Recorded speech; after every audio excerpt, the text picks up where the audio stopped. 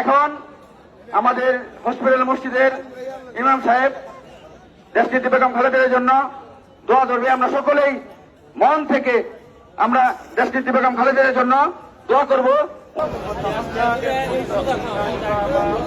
ربنا لا تؤاخذنا إن نسينا أو أخطأنا ربنا ولا تحمل علينا إصرا كما حملته على الذين من قبلنا ربنا ولا تحملنا ما لا طاقة لنا به واعف عنا واغفر لنا وارحمنا أنت مولانا فانصرنا على القوم الكافرين يا الله أرحم الراحمين يا ذا القوة المتين يا رب الضعفاء يا الله আমরা এখানে ছাত্ররা একত্রিত হয়েছি। আল্লাহ আমাদের আল্লাহ বিএনপির চেয়ারপারসন বেগম খালেদা জিয়া গুরুতর অসুস্থ।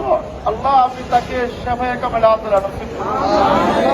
ওনাকে আমাদের মাঝে সুস্থ হয়ে আবার ফেরার তৌফিক দান করুন। ওনাকে নির্বাচনে অংশগ্রহণ করার তৌফিক দান করুন। ওনাকে নির্বাচিত করে দেশ ও জাতির জন্য কিছু করার তৌফিক দান করুন। ইয়া আল্লাহ রহমানুর রহিম, ইয়া আল্লাহ এখানে ছাত্ররা যারা আছে আল্লাহ তাদেরকে আল্লাহ দিনের জন্য কবুল করুন।